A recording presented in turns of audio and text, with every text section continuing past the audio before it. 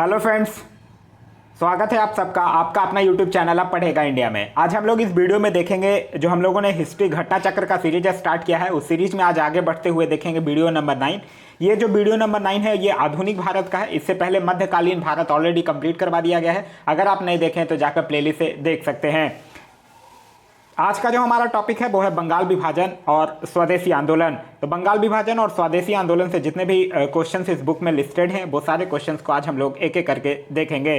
तो आइए, आज का जो हमारा पहला क्वेश्चन है वो ये कह रहा है कि निम्नलिखित में सबसे बाद में क्या हुआ था। देखिए, कह रहा है हड़प नीति। हड़प नीति आप लोगों को याद होगा, लॉर्ड डलहौजी। लॉर्ड डलहौजी का शासनकाल कब से कब तक? 1848 से लेकर 1856 तक। और इसी के समय वो क्या करता है कि हड़प नीति अपनाता है, क्योंकि वो अंग्रेजी साम्राज्य का विस्तार करना चाहता है। उसके बाद है अस्थाई बंदोबस्त। अस्थाई बंदोबस्त की अगर बात करते हैं तो आप लोगों को याद होगा कि 1793 में लॉर्ड कॉर्नवालिस जो था वो अस्थाई बंदोबस्त की पद्धति को लागू करता है। वहीं सहायक संधि की अगर बात करते हैं तो सहायक संधि जो है वो लॉर्ड ब्लेजली के द्वारा लागू किया गया था। और लॉर्ड ब्लेजली का जो शासनकाल था वो 1798 से लेकर 1805 तक था। और यह जो था वो सहायक संधि जो है वो भारतीय राज्यों को अंग्रेजी राजनीतिक परिधि में लाने के लिए शुरू किया था। बंगाल का विभाजन की अगर बात करते हैं तो बंगाल का विभाजन कब हुआ था? 1950 में हुआ, 1905 में हुआ था। तो इस क्वेश्चन का जो सही आंसर होगा वो होगा ऑप्शन नंबर बी, बंगाल का विभाजन। नेक्स्ट है हमारा बंग भंग विरोधी आंदोलन का प्रारंभ किस तिथि से हुआ। देखिए, 3 डेट आपको याद रखना है जो एकदम से याद रखिएगा। सबसे पहला डेट तो आप याद रखिएगा 20 जुलाई 1905। 20 जुलाई 1905 को याद रखिएगा कि इस दिन क्या हुआ था? बंगाल विभाजन के निर्णय की घोषणा हुई थी। फिर 7 अगस्त 1905 को क्या होता है कि कलकत्ता के टाउन हॉल में एक ऐतिहासिक बैठक होती है और उसमें स्वदेशी आंदोलन को विधिवत घोषणा कर दिया जाता है। और 16 अक्टूबर 1905 को क्या होता है? इस दिन बंगाल विभाजन प्रभावी हो जाता है। तो तीन डेट आप लोगों को याद रखना है। 20 जुलाई 1905 इस दिन बंगाल विभाजन के निर्णय की घोषणा की गई थी। 7 अगस्त 1905 इस दिन कलकत्ता के टाउन हॉल में स्वदेशी आंदोलन की घोषणा की गई थी। और 16 अक्टूबर 1905 जिस दिन से बंगाल विभाजन जो है वो प्रभावी हो गया था। नेक्स्ट है हमारा भारतीय स्वतंत्रता संग्राम के संदर्भ में 16 अक्टूबर 1905 निम्नलिखित कारणों में से किसके लिए एक प्रसिद्ध है? 16 अक्टूबर 1905 को अभी हम लोगों ने देखा क्या हुआ था। इस दिन बंगाल विभाजन प्रभावी हो गया था और इसी दिन पूरे बंगाल में शोक दिवस भी मनाया गया था। तो इस क्वेश्चन का जो सही आंसर होगा वो होगा ऑप्शन नंबर बी, बंगाल का विभाजन हुआ। नेक्स्ट है हमारा कि बंग भंग के बाद कौन सा आंदोलन शुरू हुआ था। देखिए, बंग भंग आंदोलन की अगर हम लोग बात करते हैं तो बंग भंग कब हुआ था? बंग भंग 1905 में। उसके बाद जस्ट बाद स्वदेशी आंदोलन हुआ है। स्वदेशी आंदोलन कब? 7 अगस्त 1905 को अभी हम लोगों ने देखा। असहयोग आंदोलन की अगर बात करते हैं तो कब? 1 अगस्त 1920 को।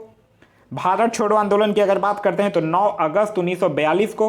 और सबने अवज्ञा आंदोलन की अगर बात करते हैं तो 1930 को। ये कह रहा तुरंत बाद कौन सा आंदोलन हुआ? तो क्या हुआ? स्वदेशी आंदोलन। तो इस क्वेश्चन का सही आंसर होगा ऑप्शन नंबर बी, स्वदेशी आंदोलन।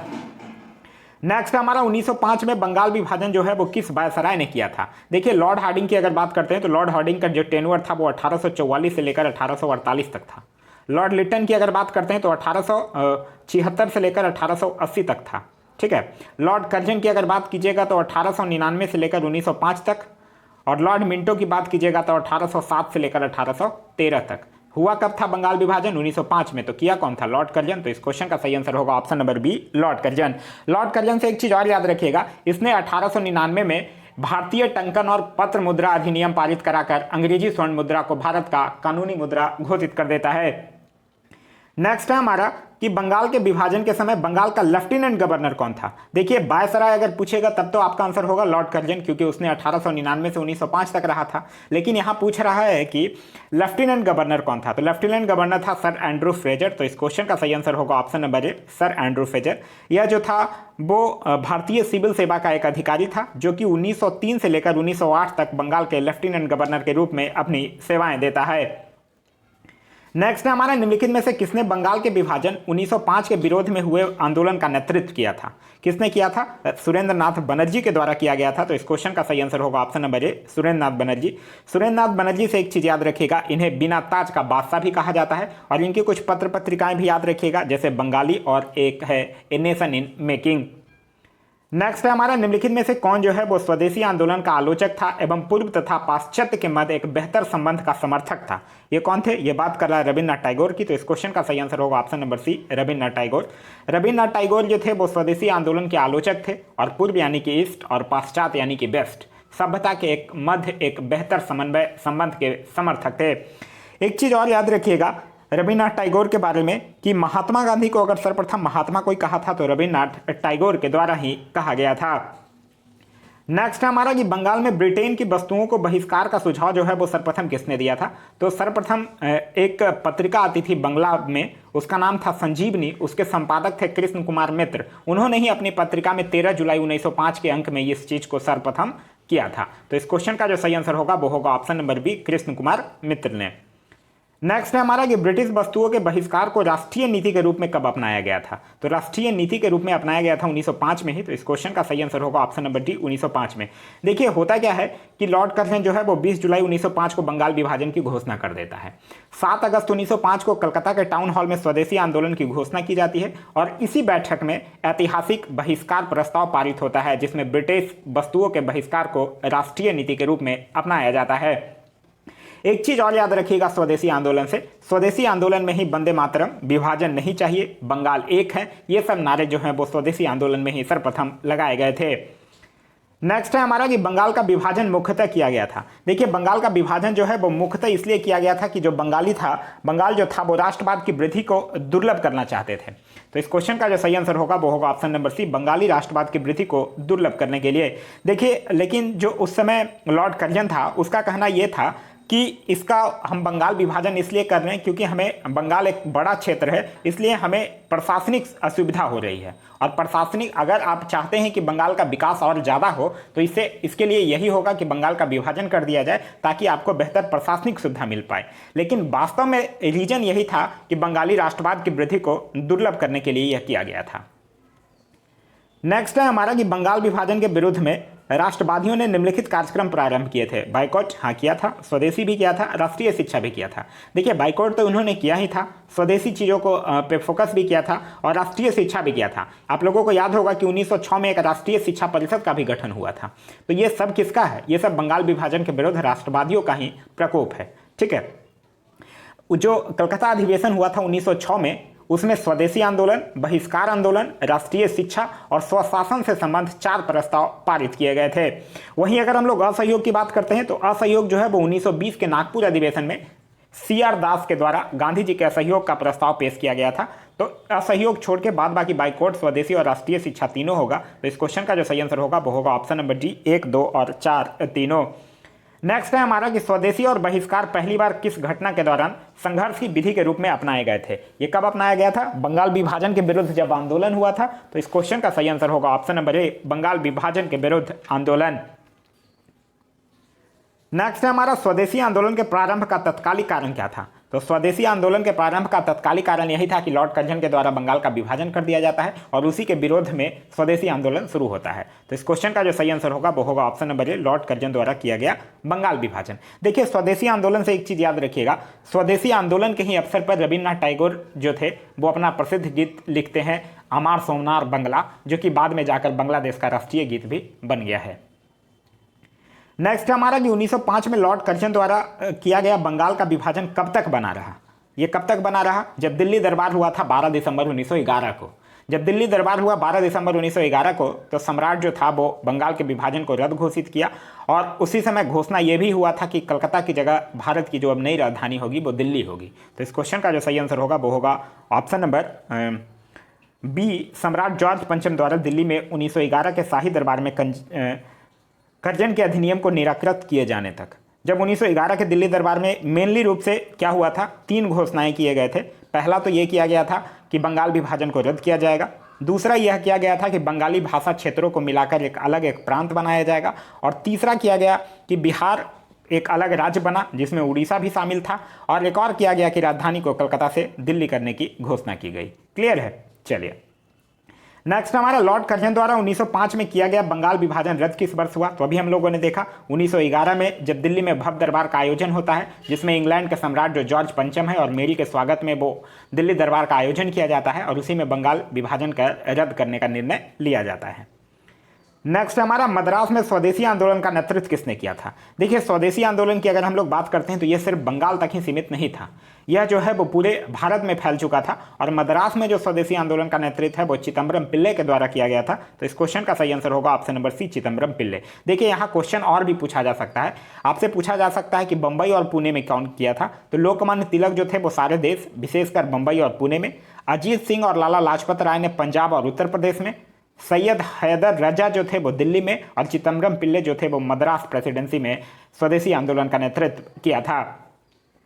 नेक्स्ट है हमारा, निम्नलिखित में से किसने स्वदेशी आंदोलन का नेतृत्व दिल्ली में किया था। अभी हम लोगों ने देखा दिल्ली में किसने किया था नेतृत्व, दिल्ली में किया था सैयद हैदर रजा ने। तो इस क्वेश्चन का सही आंसर होगा option number D, Syed Haider Raza ने। वहीं बाल गंगाधर तिलक के द्वारा बंबई और पुणे में किया गया था, और अजीत सिंह और लाला लाजपत राय के द्वारा कहाँ किया गया था, पंजाब और उत्तर प्रदेश में किया गया था। नेक्स्ट है हमारा, निम्नलिखित वर्गों में से कौन 1905 के स्वदेशी आंदोलन से मुख्यतः अप्रभावित रहा था। देखिए महिलाएं तो शामिल हुई थी, ठीक है। स्वदेशी आंदोलन की अगर हम लोग बात करते हैं तो पहली बार इस आंदोलन में स्त्रियां जो थीं वो घर से बाहर निकली थी और प्रदर्शनों में हिस्सा लेने के लिए और धरने पर बैठी थी। क्लियर है। कृषक लोग को की अगर हम लोग बात करते हैं तो ये अप्रभावित रहे थे। मुसलमान लोग भी अप्रभावित रहे थे, बुद्धिजीवी लोग शामिल हुए थे। तो इस क्वेश्चन का जो सही आंसर होगा वो ये होगा। यहाँ पूछ रहा है कि अप्रभावित कौन कौन रहा था, तो कृषक और मुसलमान जो थे वो अप्रभावित रहे थे। नेक्स्ट है हमारा, निम्नलिखित में से किस आंदोलन के दौरान वंदे मातरम भारतीय राष्ट्रीय आंदोलन का शीर्षक गीत बन गया था। तो ये किस आंदोलन के दौरान, स्वदेशी आंदोलन के ही दौरान। तो इस क्वेश्चन का सही आंसर होगा ऑप्शन नंबर ए, स्वदेशी आंदोलन। जब 16 अक्टूबर 1905 जिस दिन विभाजन प्रभावी हुआ था, उस दिन पूरे बंगाल में शोक दिवस के रूप में मनाया गया। घरों में लोग चूल्हा नहीं जलाएं, लोगों ने उपवास रखा, कलकत्ता में हड़ताल घोषित कर दिया गया, और वंदे मातरम जो है वो इसी टाइम राष्ट्रीय आंदोलन का शीर्षक बना। लोग जो थे वो एक दूसरे के हाथों पर राखियां भी बांधे थे, ताकि यह जताने के लिए उन्होंने एक दूसरे के हाथों पर राखी बांधा था कि वो यह दिखाना चाहते थे अंग्रेजों को कि आप बंगाल को बांटकर भी हमारी एकता में दरार नहीं डाल सकते हैं। नेक्स्ट है हमारा कि स्वदेशी की भावना से ओतप्रोत भारत के चरमपंथी राष्ट्रवादी आंदोलन काल के संदर्भ में निम्नलिखित में से कौन सा कथन सही नहीं है, यह पूछ रहा है आपसे। लियाकत हुसैन ने बारसियाल के मुसलमान किसानों के आंदोलन का नेतृत्व किया, ये गलत है। ये लियाकत हुसैन के द्वारा नहीं किया गया था, बल्कि ये अश्वनी कुमार दत्त के द्वारा किया गया था। वही कह रहा है 1898 में राष्ट्रीय शिक्षा की योजना सतीश चंद्र मुखर्जी द्वारा तैयार की गई थी, ये बिल्कुल सही है। नेक्स्ट है हमारा, स्वदेशी आंदोलन के संबंध में निम्न में से कौन सा कथन जो है वो सही नहीं है। कुछ विशिष्ट मुसलमान आंदोलन में शामिल हुए थे, हाँ बिल्कुल सही है। कुछ विशिष्ट मुसलमान ही आंदोलन में शामिल हुए थे, मुसलमान लोग पूरी तरह से स्वदेशी आंदोलन में शामिल नहीं हुए थे। स्त्रियों ने आंदोलन में सक्रिय भागीदारी की, ये बिल्कुल सही है। पहली बार इसी आंदोलन में स्त्रियां जो हैं वो घर से बाहर निकली थी और प्रदर्शन में हिस्सा ली थी। फिर कह रहा है कि आंदोलन ने बंगाल के किसानों को न तो अधिक प्रभावित किया और ना ही वो इसमें शामिल हुए, ये भी बिल्कुल सही है। किसान लोगों को प्रभावित नहीं किया था स्वदेशी आंदोलन, और यह जो था वो बंगाल तक ही सीमित रहा, ये गलत है। क्योंकि स्वदेशी आंदोलन की अगर बात करते हैं तो ये सारे देश में फैला था। अभी हम लोगों ने देखा था कि लोकमान्य तिलक के द्वारा बंबई और पुणे में, अजीत सिंह और लाला लाजपत राय के द्वारा पंजाब एवं उत्तर प्रदेश में, सैयद हैदर रजा के द्वारा दिल्ली में, और चिदम्बरम पिल्ले के द्वारा मद्रास प्रेसिडेंसी में इसका नेतृत्व किया गया था। नेक्स्ट है हमारा, ब्रिटिश पत्रकार H.W. नेविन्सन जुड़े हुए थे। तो H.W. नेविन्सन जो थे वो स्वदेशी आंदोलन से ही जुड़े हुए थे। तो इस क्वेश्चन का जो सही आंसर होगा वो होगा ऑप्शन नंबर सी, स्वदेशी आंदोलन से। नेक्स्ट हमारा कि भारत की प्राचीन कला परंपराओं को पुनर्जीवित करने के लिए एक Indian society of oriental art की स्थापना की गई थी। तो ये किसके द्वारा किया गया था, ये किया गया था अबिंद्रनाथ टैगोर के द्वारा। और कब किया गया था, 1907 में। 1907 में अबिंद्रनाथ टैगोर थे, वो उनके एक बड़े भाई थे जिनका नाम था गगनेंद्रनाथ टैगोर। ठीक है, यही अबिंद्रनाथ टैगोर और गगनेंद्रनाथ टैगोर दोनों साथ मिलकर Indian society of oriental art की स्थापना करते हैं। आज का जो हमारा नेक्स्ट टॉपिक है वो है कांग्रेस, बनारस, कलकत्ता एवं सूरत अधिवेशन। कांग्रेस का बनारस, कलकत्ता और सूरत अधिवेशन से जो क्वेश्चन है उसको देखते हैं। पहला क्वेश्चन कह रहा है कि 18 वर्ष की आयु में स्नातक, 20 वर्ष की आयु में प्रोफेसर तथा सुधारक के सह संपादक, 25 वर्ष की आयु में सार्वजनिक सभा और प्रांतीय सम्मेलन के मंत्री, 29 वर्ष की आयु में राष्ट्रीय कांग्रेस के मंत्री, 31 वर्ष की आयु में महत्वपूर्ण रॉयल कमीशन के समक्ष अग्रणी प्रवाह, 34 वर्ष की आयु में प्रांतीय विधायक, 36 वर्ष की आयु में इंपीरियल विधायक, 39 वर्ष की आयु में भारतीय राष्ट्रीय कांग्रेस के अध्यक्ष, एक देशभक्त जिसे महात्मा गांधी ने स्वयं अपना गुरु माना था। इन शब्दों को में एक जीवनीकार का वर्णन किया गया है। महात्मा गांधी ने किसको अपना गुरु माना था, तो गोपाल कृष्ण गोखले को। तो इस क्वेश्चन का जो सही आंसर होगा वो होगा option number C, Gopal Krishna Gokhale को। नेक्स्ट हमारा गोपाल कृष्ण गोखले ने कांग्रेस के किस अधिवेशन में अध्यक्षता किया था? तो इन्होंने 1905 में बनारस अधिवेशन में अध्यक्षता किया था। तो इस क्वेश्चन का जो सही आंसर होगा वो होगा ऑप्शन नंबर बी 1905। एक चीज और याद रखिएगा, गोपाल कृष्ण गोखले जो थे वो 1905 में सर्वेंट ऑफ इंडिया सोसाइटी की भी स्थापना करते हैं। नेक्स्ट है हमारा, निम्नलिखित में से किस नेता ने 1906 में कलकत्ता कांग्रेस अधिवेशन की अध्यक्षता की थी? वो यहाँ पूछ रहा है, हाँ, निम्नलिखित में से किस नेता ने 1906 में पूछा था। अभी 1905 में हम लोगों ने देखा था कि 1905 में बनारस अधिवेशन हुआ था जिसकी अध्यक्षता गोपाल कृष्ण गोखले के द्वारा। 1906 में जो अध्यक्षता है वो दादा भाई नौरोजी के द्वारा किया गया था। तो इस क्वेश्चन का सही आंसर होगा ऑप्शन नंबर डी, दादा भाई नौरोजी के द्वारा। और इसी अधिवेशन में पहली बार स्वराज शब्द का भी प्रयोग किया गया था। एक चीज़ और याद रखिएगा, दादा भाई नौरोजी से बहुत इंपॉर्टेंट है, जो भारतीय राष्ट्रीय कांग्रेस है ना, उसका पहले नाम भारतीय राष्ट्रीय संघ रखा गया था। ठीक है, पहले इसका नाम जो था वो भारतीय राष्ट्रीय संघ रखा गया था जब 1885 में इसकी स्थापना होती है एओ ह्यूम के द्वारा। लेकिन फिर बाद में जब दूसरा अधिवेशन होता है उसमें दादा भाई नौरोजी जो थे वो प्रथम पारसी अध्यक्ष थे और उन्होंने ही यह सुझाव देता है और दादा भाई नौरोजी के ही सुझाव पे भारतीय राष्ट्रीय संघ का नया नाम बदलकर भारतीय राष्ट्रीय कांग्रेस कर दिया जाता है। नेक्स्ट हमारा, स्वराज को बतौर राष्ट्रीय मांग के रूप में सर्वप्रथम रखा गया था। तो स्वराज को बतौर राष्ट्रीय मांग के रूप में दादा भाई नौरोजी के द्वारा रखा गया था 1906 के कलकत्ता अधिवेशन में। तो इस क्वेश्चन का सही आंसर होगा ऑप्शन नंबर सी। एक चीज़ याद रखिएगा, दादा भाई नौरोजी जो थे वो 3 बार कांग्रेस अध्यक्ष बने हैं। नेक्स्ट हमारा, कांग्रेस के मंच से भारतीय राष्ट्रीय कांग्रेस के किस अधिवेशन में प्रथम बार स्वराज शब्द व्यक्त किया गया था? तो कांग्रेस के मंच से अगर पूछ रहा है आपसे तो प्रथम बार कब किया गया था? प्रथम बार किया गया था कलकत्ता अधिवेशन 1906 में। तो इस क्वेश्चन का सही आंसर होगा ऑप्शन नंबर बी, कलकत्ता अधिवेशन 1906।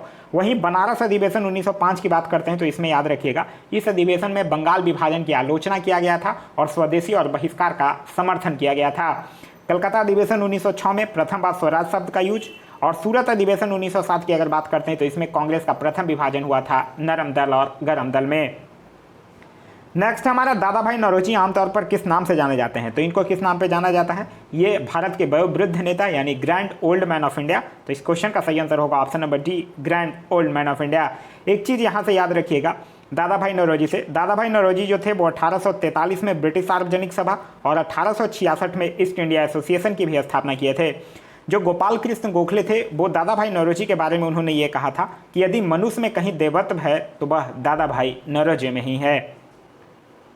नेक्स्ट हमारा, निम्नलिखित में से कौन कथन जो है वो दादा भाई नौरोजी के विषय में सत्य नहीं है, यह पूछ रहा है आपसे। उन्होंने property and un British rule in India पुस्तक लिखी थी, ये बिल्कुल सही है। उन्होंने गुजराती के प्रोफेसर के रूप में यूनिवर्सिटी कॉलेज लंदन में कार्य किया था, ये भी बिल्कुल सही है। उन्होंने बंबई में महिला शिक्षा की नींव रखी थी, ये भी बिल्कुल सही है। नेक्स्ट है हमारा कि वो ब्रिटिश पार्लियामेंट के सदस्य के रूप में अनुदारवादी पार्टी के टिकट पर चुने गए थे, ये गलत है। अनुदारवाद पार्टी के टिकट पर नहीं चुने गए थे, वो उदारवादी पार्टी के टिकट पर चुने गए थे। और कब चुने गए थे? 1892 में वो ब्रिटिश पार्लियामेंट के सदस्य के रूप में उदारवादी पार्टी के टिकट पर चुने गए थे। नेक्स्ट हमारा, दादा भाई नौरोजी के विषय में निम्नलिखित में से कौन सा एक कथन जो है वो असत्य है? वो पहले भारतीय थे जो एलिफिस्टन कॉलेज बंबई में गणित एवं भौतिकी के प्रोफेसर नियुक्त हुए थे, ये बिल्कुल सही है। 1892 में उन्हें ब्रिटिश पार्लियामेंट का एक सदस्य निर्वाचित किया गया था, ये भी बिल्कुल सही है। और कब से कब तक रहे थे? 1892 से लेकर ये 1895 तक रहे थे। नेक्स्ट हमारा, उन्होंने गुजराती पत्रिका रस गोफ्तार का आरंभ किया था, ये भी बिल्कुल सही है। और कब किया था? 1851 में किया था। उन्होंने 4 बार भारतीय राष्ट्रीय कांग्रेस की अध्यक्षता किया था, ये गलत है, उन्होंने 3 बार किया था। पहला उन्होंने किया था 1886 का कलकत्ता अधिवेशन, दूसरा 1893 का लाहौर अधिवेशन और तीसरा 1906 का कलकत्ता अधिवेशन। नेक्स्ट हमारा, ब्रिटिश पार्लियामेंट में चुने जाने वाले प्रथम भारतीय कौन थे? तो ब्रिटिश पार्लियामेंट में चुने जाने वाले प्रथम भारतीय दादा भाई नौरोजी। तो इस क्वेश्चन का सही आंसर होगा ऑप्शन नंबर सी। दादा भाई नौरोजी जो थे वो 1892 में उदारवादी दल की ओर से फिन्सबरी से ब्रिटिश संसद के सदस्य चुने गए थे। उन्होंने अपने लंदन में रहने के क्रम में 1855 से लेकर 1869 तक वो लंदन में रहे थे और उसी समय उन्होंने भारतीयों की समस्याओं से अवगत कराने के उद्देश्य से लंदन इंडिया सोसाइटी 1865 में और ईस्ट इंडिया एसोसिएशन 1866 में, ये जो दोनों संस्थाएं हैं, इसकी स्थापना भी किया था। नेक्स्ट हमारा, नरम दल और गरम दल के रूप में भारतीय राष्ट्रीय कांग्रेस का विभाजन किस अधिवेशन में हुआ था? तो ये 1907 के सूरत अधिवेशन में हुआ था। तो इस क्वेश्चन का सही आंसर होगा ऑप्शन नंबर बी, 1907 का सूरत अधिवेशन, जिसकी अध्यक्षता जो है वो डॉक्टर रास बिहारी घोष के द्वारा किया गया था। देखिए 1907 में जब सूरत का अधिवेशन आयोजित होता है ना, तो उदारवादी और उग्रवादी इन दोनों पक्षों में अध्यक्ष पद को लेकर कांग्रेस का विभाजन होता है। उग्रपंथी जो लोग थे वो लाला लाजपत राय को अध्यक्ष बनाना चाहते थे, और जो उदारवादी थे वो रास बिहारी घोष को अपना अध्यक्ष बनाते थे। लास्टली उदारवादी ही लोग ही अपना मतलब रास बिहारी घोष ही अध्यक्ष बने थे। लेकिन सम्मेलन में जो उग्रवादियों के द्वारा 1906 में पास कराया गया जो प्रस्ताव था स्वदेशी बहिष्कार, राष्ट्रीय शिक्षा और स्वशासन के प्रयोग को लेकर, इन प्रयोगों को लेकर भी विवाद और गहरा हो गया और अंततः दोनों पक्षों में खुले संघर्ष के बाद भी कांग्रेस का पहला विभाजन हो जाता है। नेक्स्ट है हमारा कि 1907 के भारतीय राष्ट्रीय कांग्रेस के सूरत के वार्षिक अधिवेशन के अध्यक्ष कौन थे। तो 1907 में वार्षिक अधिवेशन के अध्यक्ष कौन थे, अभी हम लोगों ने देखा कि रास बिहारी घोष। तो इस क्वेश्चन का सही आंसर होगा ऑप्शन नंबर डी, रास बिहारी घोष, और इसी में कांग्रेस का प्रथम विभाजन भी होता है। नेक्स्ट हमारा भारतीय राष्ट्रीय कांग्रेस के वर्ष 1906 में विख्यात कलकत्ता अधिवेशन में 4 संकल्प पारित किए गए थे, ये बिल्कुल सही है।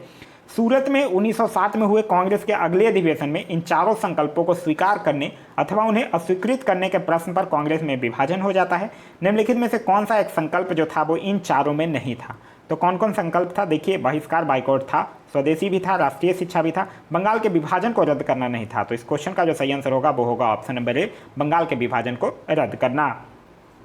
नेक्स्ट हमारा 20वीं सदी के प्रारंभिक वर्षों में कांग्रेस में विभाजन की प्रक्रिया शुरू हुई थी। कांग्रेस आंदोलन की रणनीतियों पर, हाँ ये बिल्कुल सही है। कांग्रेस आंदोलन के उद्देश्यों पर, ये भी सही है। कांग्रेस आंदोलन में लोगों की भागीदारी पर, ये भी सही है। उपयुक्त सभी, ये सभी सही है। और फिर लास्ट में जाके 1907 के सूरत अधिवेशन में कांग्रेस का विभाजन हो जाता है। नेक्स्ट है हमारा कि वर्ष 1907 में सूरत में भारतीय राष्ट्रीय कांग्रेस के विभाजन का मुख्य कारण क्या था। विभाजन का मुख्य कारण यह था कि अंग्रेजी सरकार के साथ नरम पंथियों की वार्ता करने की क्षमता के बारे में चरम पंथियों में विश्वास का अभाव था। इसी के कारण 1907 में सूरत के अधिवेशन में कांग्रेस का विभाजन हो जाता है। अब हमारा जो आज का नेक्स्ट टॉपिक है वो है मुस्लिम लीग का गठन, जो कि 1906 में हुआ है। पहला क्वेश्चन कह रहा है निम्नलिखित में से किसने ऑल इंडिया मुस्लिम लीग की स्थापना किया था। देखिए ऑल इंडिया मुस्लिम लीग की स्थापना जो है वो 30 दिसंबर 1906 को ढाका के नवाब सलीम उल्लाह खान के निमंत्रण पर एक सम्मेलन होता है, और इसी सम्मेलन में अखिल भारतीय मुस्लिम लीग की स्थापना का उदय होता है। तो इस क्वेश्चन का जो सही आंसर होगा वो होगा ऑप्शन नंबर डी, नवाब सलीम उल्लाह खान, जो कि ढाका का नवाब था। देखिए यहाँ कन्फ्यूजन होगा क्या, जो ध्यान से समझिएगा।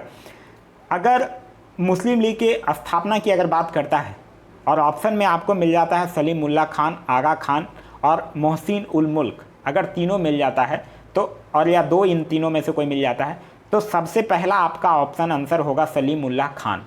ठीक है, अगर सलीम उल्लाह खान नहीं रहेगा तब आप टिक कर सकते हैं आगा खान, और आगा खान नहीं रहेगा तब आप टिक कर सकते हैं मोहसिन उल मुल्क। ठीक है,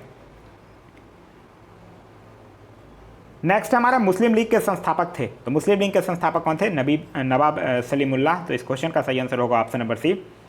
नेक्स्ट हमारा 1906 में मुस्लिम लीग की स्थापना हुई थी। तो 1906 में मुस्लिम लीग की स्थापना कहाँ हुई थी, ढाका में हुई थी। तो इस क्वेश्चन का सही आंसर होगा ऑप्शन नंबर डी, ढाका में। नेक्स्ट हमारा मुस्लिम लीग का प्रथम अध्यक्ष कौन था। तो मुस्लिम लीग का प्रथम अध्यक्ष था आगा खान। तो इस क्वेश्चन का सही आंसर है ऑप्शन नंबर ए, आगा खान। आप लोगों को याद होगा अगर पढ़े होंगे तो कि 1906 में मुस्लिम लीग की स्थापना होती है। 1907 में कराची में मुस्लिम लीग का संविधान बनता है। फिर 1908 में प्रथम अधिवेशन होता है अमृतसर में, जहाँ आगा खान को इसका अध्यक्ष बना दिया जाता है। नेक्स्ट हमारा 1907 में मुस्लिम लीग का वार्षिक अधिवेशन कहाँ होता है। तो अभी हम लोगों ने देखा कराची में, जहाँ मुस्लिम लीग का संविधान भी बनता है, और फिर 1908 में अमृतसर में होता है। नेक्स्ट है हमारा कि लीग ने कांग्रेस के मुस्लिम जनता के कथन और कारण दिया हुआ है। लीग ने कांग्रेस के मुस्लिम जनता के साथ मिलकर उद्देश्य पूर्ति में लगाने के अधिकार को मानने से इनकार कर दिया था। तो ये बिल्कुल सही है। कह रहा है दूसरा कि वैसा अधिकार अकेली मुस्लिम लीग का ही था, ये गलत है। क्योंकि देखिए लीग जो था वो कांग्रेस के मुस्लिम जनता के साथ मिलकर उद्देश्य पूर्ति में लगाने के अधिकार को मानने से इनकार कर दिया था, क्योंकि लीग जो था वो अपने आप को मुसलमानों का प्रतिनिधित्व करने वाली एकमात्र संस्था मानती थी। तो यहाँ क्या है कि कथन सही है लेकिन कारण क्या है, गलत है। नेक्स्ट है हमारा कि भारतीय स्वाधीनता संघर्ष के संदर्भ में निम्नलिखित में से कौन सा कथन जो है वो सही नहीं है, यह पूछ रहा है आपसे। हकीम अजमल खान राष्ट्रवादी तथा चरमपंथी अहरार आंदोलन शुरू करने वाले नेताओं में से थे, ये बिल्कुल सही है। भारतीय राष्ट्रीय कांग्रेस के संगठन के समय सर सैयद अहमद खान ने इसका विरोध किया था, ये भी बिल्कुल सही है। नेक्स्ट कह रहा है हमारा कि 1906 में गठित अखिल भारतीय मुस्लिम लीग ने बंगाल के विभाजन और अलग निर्वाचक समूह बनाए जाने का प्रबल विरोध किया था, ये गलत है। क्योंकि आप लोगों को अगर याद होगा तो मुस्लिम लीग ने बंगाल विभाजन का समर्थन किया था, ना कि उसका आलोचना किया था। नेक्स्ट हमारा 1906 में मिंटो से शिमला में मिले मुसलमानों के शीर्ष मंडल ने प्रार्थना किया था? तो देखिए 1909 में आता है मार्लो मिंटो सुधार। उससे पहले 1906 में मिंटो से शिमला में जाके मुसलमानों का एक शीर्ष मंडल मिलता है और यह कहता है कि मुझे मुसलमानों के लिए एक पृथक निर्वाचन वर्ग दे दीजिए। फिर जो है वो मिंटो मुसलमानों को यह आश्वासन देता है कि जाइए, आपके राजनीतिक अधिकार और हितों की रक्षा जो है वो बिल्कुल किया जाएगा और आपको यह मुसलमानों के लिए पृथक निर्वाचन वर्ग भी आपको दिया जाएगा। तो इस क्वेश्चन का जो सही आंसर होगा वो होगा ऑप्शन नंबर ए, मुसलमानों के लिए पृथक निर्वाचन वर्ग।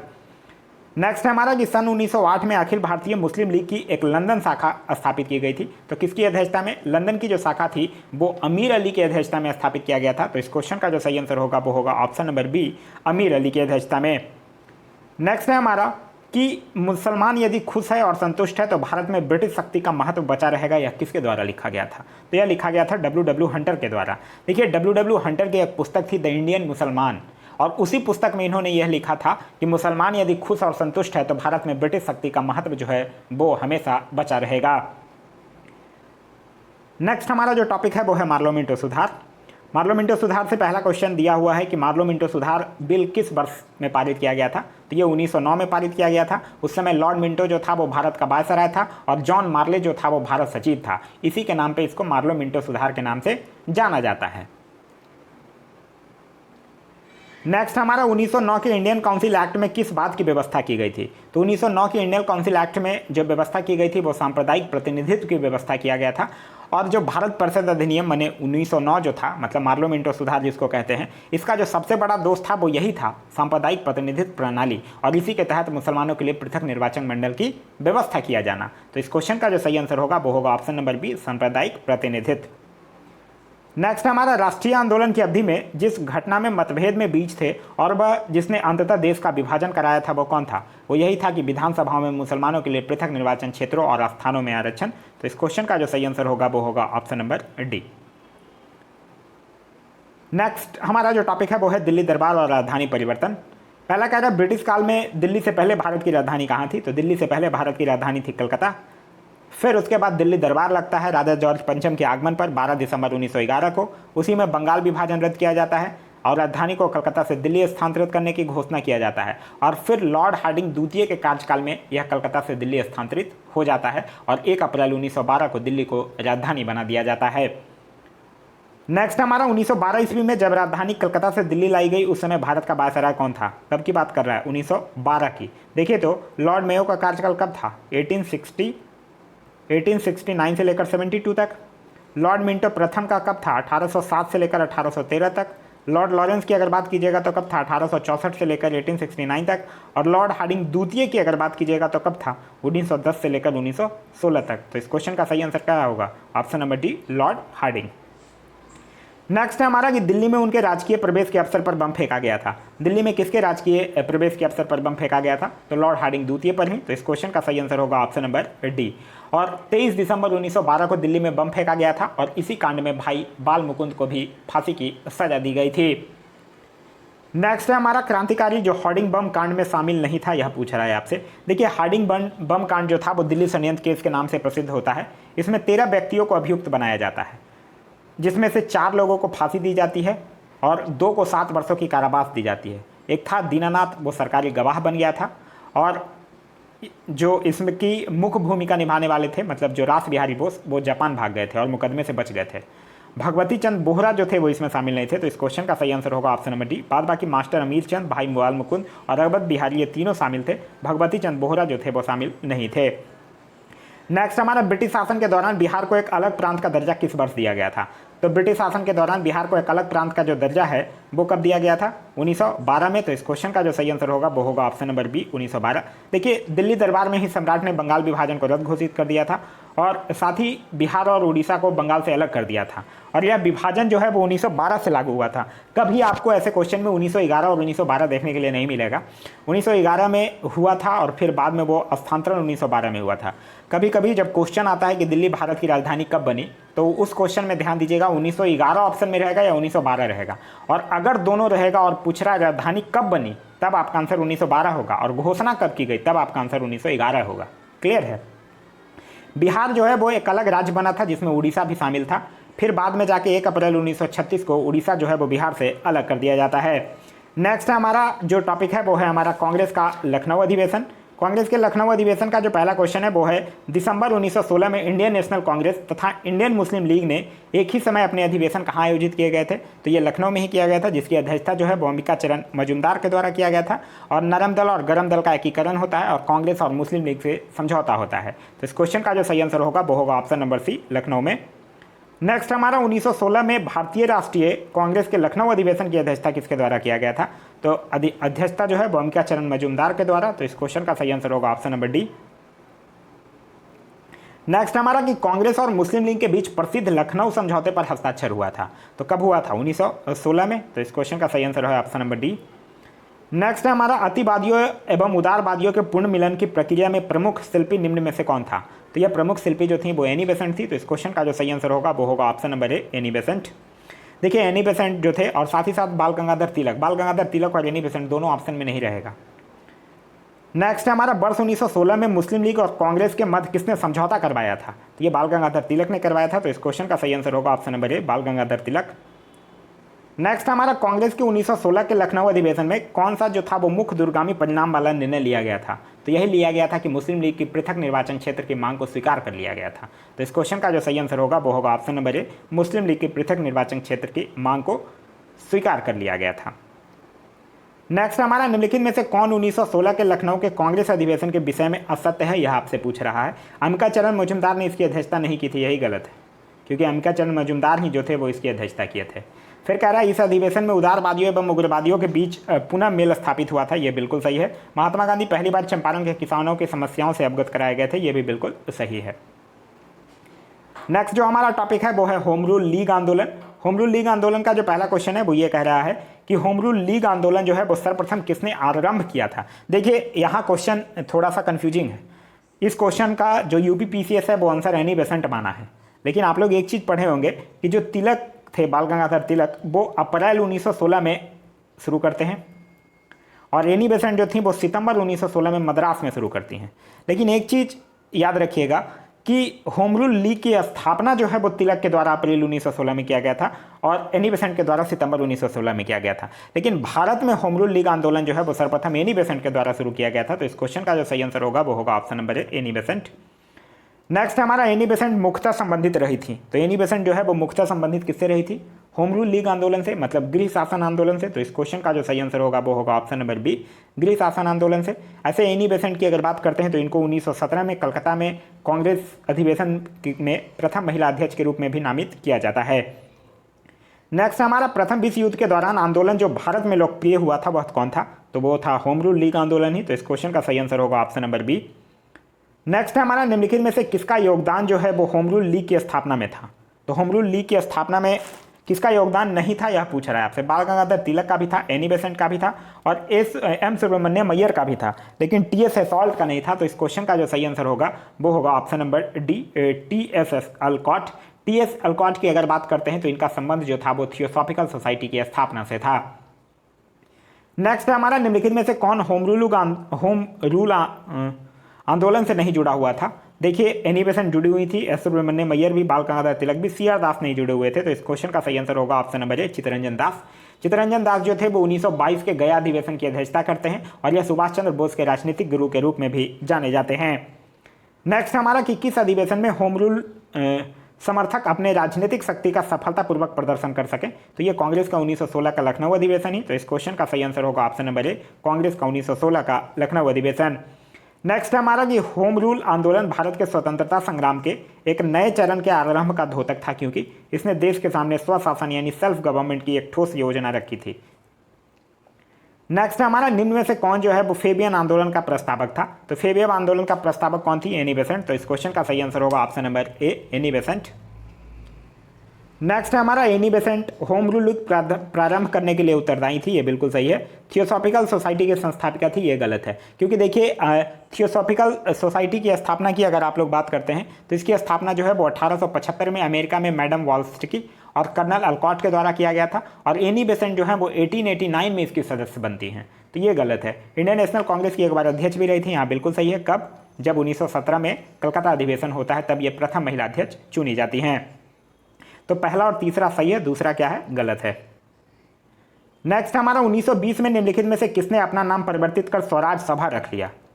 तो किसने अपना नाम परिवर्तित करके all India home rule league जो था वो अपना नाम बदल करके क्या रख लेता है, स्वराज सभा रख लेता है। तो इस क्वेश्चन का जो सही आंसर होगा वो होगा option number A, all India home rule league. 1920 में Akhil Bharatiya home rule league जो है वो महात्मा गांधी को इसको अध्यक्ष के रूप में निर्वाचित करता है और महात्मा गांधी ने ही इसका नाम परिवर्तित करके क्या रख देते हैं, स्वराज सभा रख देते हैं। क्लियर है। तो ये था हमारा आज का वीडियो। आज का वीडियो आप लोगों को कैसा लगा कमेंट करके जरूर बताइएगा। साथ ही साथ ये वीडियो से कुछ सीखने के लिए मिला तो एक लाइक जरूर कर दीजिएगा। ये वीडियो पसंद आया तो अपने दोस्तों के साथ शेयर करना ना भूलें। अगर आप अभी तक हमारे चैनल पर नए हैं या अभी तक चैनल को सब्सक्राइब नहीं किया है तो चैनल को सब्सक्राइब कर लीजिए और साथ ही साथ बेल आइकन दबा लीजिए ताकि हमारे सारे वीडियो के नोटिफिकेशन आपको मिलते रहें। कल का जो हमारा टॉपिक होगा वो होगा गांधी एवं उनके प्रारंभिक आंदोलन। Thanks for watching.